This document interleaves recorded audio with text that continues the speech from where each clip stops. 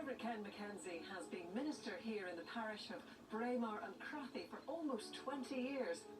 Hello Claire, great to see you. Great to see you, Ken. Thanks so much for showing me about, and we've brought some sunshine as well. That's good. It's wonderful.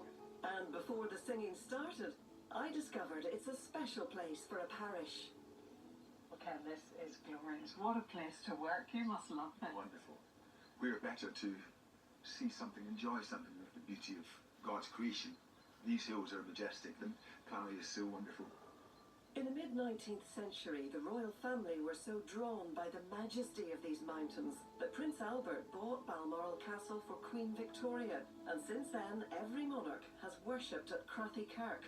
This means its minister can be made a royal chaplain, an honour bestowed on Ken by the late Queen.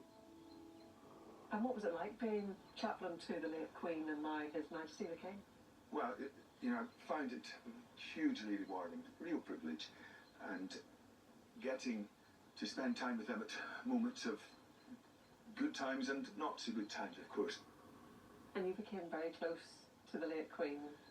Her passing just 2 years ago must have been very tough. It happened here, the death, and that was particularly poignant, obviously, for us. We really felt that loss because there was that connectedness with this area.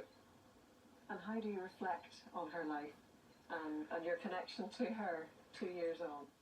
The Queen would speak to me about church life and parish life. She would ask me about individual people in the parish.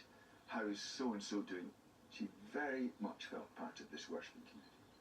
We understand that she was a very private person, but faith was something she never shied away from.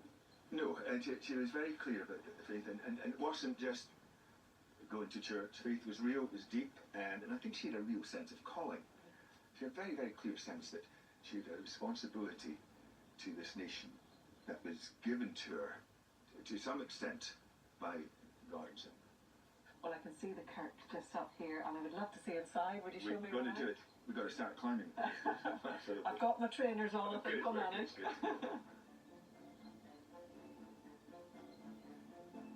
Beautiful. Crathie Kirk. Lovely. So, You lead the way.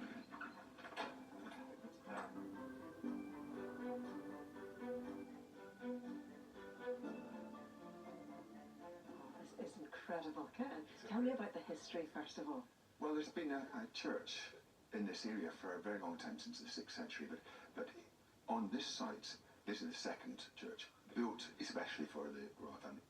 Queen Victoria first worshipped here in 1848, but as the old church building was very plain, it was demolished, and it was she in 1893 who laid the foundation stone for the new improved Crathie Kirk.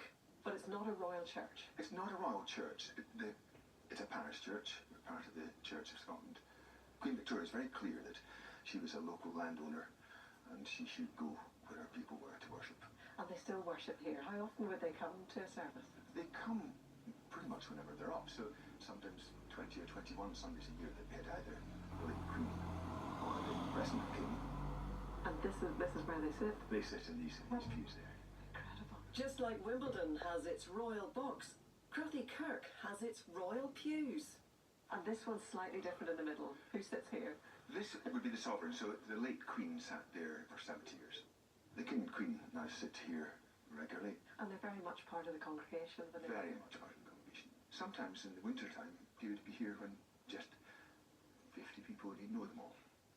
And what is it like preaching to the congregation here when the royal family is here? Is it any different? Well, of course it's different. There's something rather surreal, of course, but we are aware of the fact that these are people that have come as part of our congregation, but there is obviously something rather special about it. And music, hugely important as well. Music. Within Crathie Kirk. Do we know whether the King has a favourite hymn? I've spoken to him about that, and it depends on the occasion, and of course he likes some of the great stately hymns, but I wouldn't want to speak for the King. But you can speak for yourself. I can speak for myself. What would be your favourite hymn? One of my favourite hymns is a very relational hymn. I heard the voice of Jesus say,